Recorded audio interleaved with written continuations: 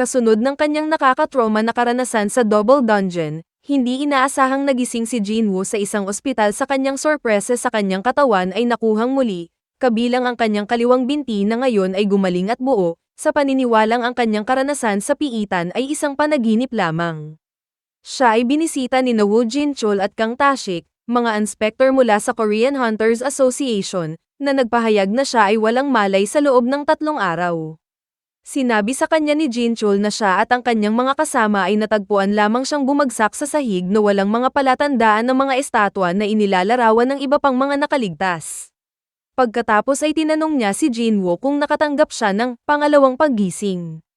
Na posibleng mapataas ang kanyang ranggo ng klase mula sa E-rank hanggang A o kahit na S-rank, sinenyasan nila siyang subukan ang kanyang mana sa pamamagitan ng paglalagay ng kanyang kamay sa isang mana meter na ipinakita ni Tashik. Tuwang-tuwa siyang makita ang resulta. Tinanong niya ang dalawang lalaki kung anong ranggo niya ngayon kung nagising na siya. Humingi ng paumanhin si Jin-chul dahil maaaring nagkamali sila nang makita ng makina na ang kanyang marka ay 10. Sa pagkakaroon ng pag-asa sa wala, kinwestiyon niya kung bakit hindi nila kinwestiyon ang isang mensahe na ibinigay ng system na mukhang nakikita ni Jinwoo habang lumalabas ang mga opisyal. Si Sung Jina, kapatid ni Jinwoo, ay nagmamadaling pumasok, na puno ng pag-aalala, hinimok siya na maging mas maingat at ipinahayag kung gaano siya nababalisa tungkol sa kanyang kapakanan. Nagbabanta pa siya na huminto sa pag-aaral upang magtrabaho, na nagpapahintulot kay Jinwoo na magretiro mula sa pangangaso. Sa gitna ng kanyang mga pasaway, naisip ni Jinwoo ang kanyang pagpayag na iwan siya sa panahon ng kanyang pagsasakripisyo sa sarili sa Double Dungeon. Nakaramdam ng pagsisisi, banayan niyang sinusubukang alamin kung nakikita niya ang mensahe ng system na lumulutang sa harap niya. Kapag napagtanto niyang siya lang ang nakakakita ng mensahe, nagtatanong siya kung paano matutugunan ng isa ang mga hindi pa nababasang notification na inihahambing ito sa isang video game. Mag-isa, sinisiyasat ni Jinwoo ang mga misteryosong mensahe mula sa system. Ang interface, na pinaliguan ng isang futuristic na asul na kulay, ay nagpapakita ng 2 notification, ang isa ay nagsasaad ng papel ng system sa pagtulong sa pagbuo ng player, at isa pang babala na ang hindi pagsunod ay maaaring magresulta sa isang parusa. Ang isang karagdagang mensahe ay nagpapahayag na ang mga gantimpala ay naihatid na nagiiwan kay Jinwoo na naguguluhan tungkol sa kanilang mga implikasyon, na nangangailangan sa kanya na magsagawa ng isang mahirap na serye ng mga pagsasanay, 100 push-up, 100 sit-up, 100 squats, at isang 10 kilometro run, lahat ay masusing sinusubaybayan ng system. Nakaramdam ng kawalan ng katiyakan at pinaghihinalaan na ito ay isang kathang isip lamang, inalis niya ang paghahanap at humiga upang magpahinga at makabawi. Samantala, pauwi na sa association sina Jin-chul at Tashik sakay ng kanilang sasakyan. Si Jin-chul ay nasa telepono kasama si Go Gun-hee, na nag-uulat ng isang potensyal na error sa pagtatasa ng dapat na muling paggising ni Jinwoo. Sa gusali ng Hunters Guild, itinalaga ni Choi Jong-in si Cha Hae-in na lumahok sa susunod na B-rank raid. Si Hae-in, na hindi kumpiyansa sa kanyang kakayahan sa pamumuno, ay tiniyak ni Jong-in na mayroon siya kung ano ang kinakailangan para sa papel. Nilinaw niya, gayunpaman, na ang misyon ay pangunahing nagsisilbi bilang isang pagtatasa para sa mga bagong recruit, na nagmumungkahi na ang presensya lamang ni Hae-in ay magiging kapaki-pakinabang para sa kanilang karanasan sa pag-aaral. Sa ibang lugar, nakita ng mga sibilyan ang kanilang gabi na nag-ambala sa biglaang paglitaw ng isang gate sa gitna ng isang kalsada. Samantala, payapang natutulog si Jinwoo sa kanyang silid sa ospital. Nagising siya dahil sa dagandong na pinaniniwalaan niyang lindol bago siya matagpuan sa isang malawak na disyerto na walang araw.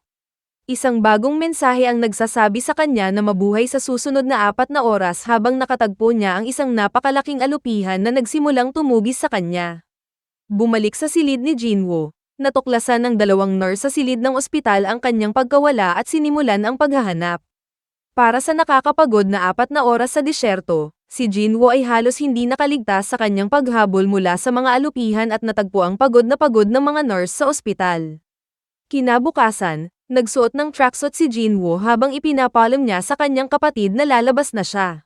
Si Lee Joo-hee na naapektuhan pa rin ng karanasan sa Double Dungeon ay nakatanggap ng tawag sa telepono na humihiling sa kanya na lumahok sa isang pagsalakay. Alam kung ano ang kanyang pinagdaanan, isang bagay na natural niyang tinatanggihan.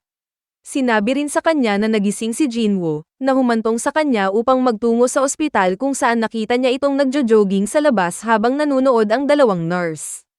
Umupo si Jinwoo habang kinukumpleto niya ang higit pa sa kanyang mga quest at nagsisimulang maunawaan ang mga function at reward na natatanggap niya. Bumalik sa loob ng kanyang silid, sa pagkakataong ito ay nakatanggap si Jinwoo ng isang espesyal na reward na magbibigay sa kanya ng isang susi na magdadala sa kanya sa Hapjeong Subway Station para sa isang instance dungeon. Isang news reporter na nagtatanghal ng Today's Gate Report ang nag-anunsyo na ang Hunters Guild ang hahawak sa piitan na lumabas sa kalsada.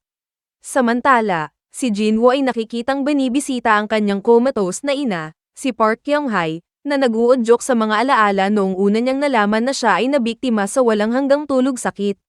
Ipinagpatuloy ni Jinwoo ang kanyang mga gawain sa pag-eehersisyo sa mga sumunod na araw sa kanyang nakaraan, ang kanyang mga unang araw sa pagtatrabaho sa construction at sa sandaling siya ay naging awakened, kasama na ang oras kung kailan naging kwalipikadong maging hunter para kumita ng pera para suportahan siya sa pagbabayad ng kanyang mga bayarin sa ospital.